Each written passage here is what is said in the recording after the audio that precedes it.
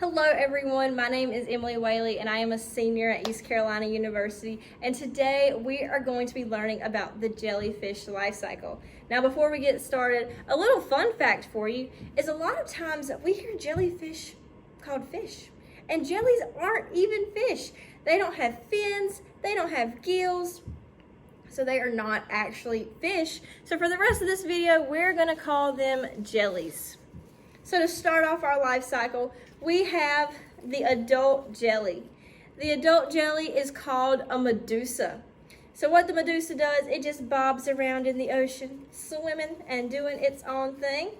So we're gonna do that real fast. We're gonna pretend to be jellyfish. We're gonna get our tentacles out and we're just gonna bob up and down in the ocean. Great job.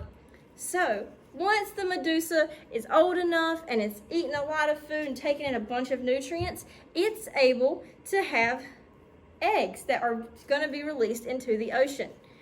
So what the medusa does, the female will release her eggs into the ocean, and then a male medusa will come and he will fertilize those eggs. So once those eggs are fertilized, they become something called planule larvae. And planule larvae look a lot like this. And so they're round and they have these hair-like fibers that come out of their bodies. The only job of the ephira is to float down to the ocean floor and plant itself. It plants itself right in the ground, and we're gonna do that same thing. We're gonna get our hair-like fibers, they're gonna be our fingers, and we're gonna put them on top of our head, and we're just gonna fall down and plant ourselves into the ocean floor. Good job, guys. So the next thing that happens, while those planule larvae have planted themselves, they're growing because they're getting that nutrients as they fall down, getting stuck to those fibers. And once they have enough of that, they do something really cool. They start to grow into polyps. So if you think about it like a seed, when you plant in the ground, it grows and becomes a flower. The planule larva, it's in the ground and it grows and it becomes a polyp. So what the polyp does, as it's planted in the ground, its main job is to eat and eat and eat. So we're gonna take our hands and we're gonna reach and we're just gonna eat and eat and eat until we're able to do something super duper cool. The polyps are able to duplicate themselves, and this is also called budding. So they can duplicate themselves to the side, and they can also duplicate on top of themselves.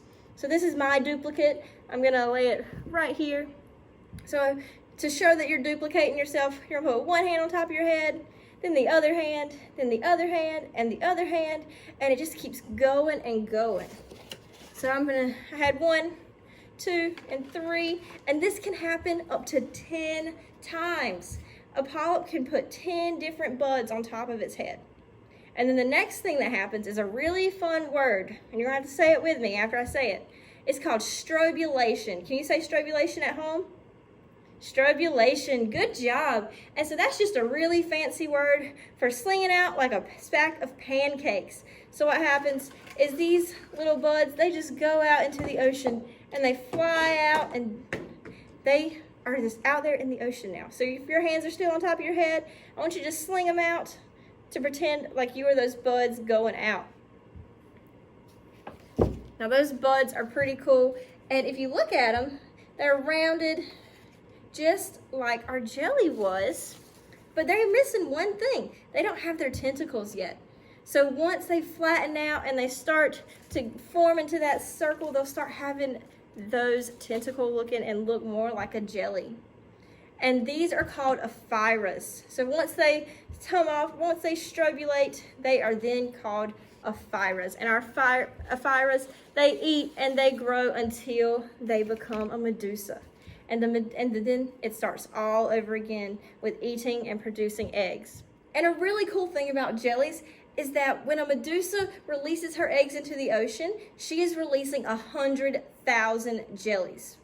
Now those 100,000 jelly eggs, they're floating, becoming that planule larva and growing into polyps, and each polyp can produce 10 other buds. So that's right on top of each other and to the side.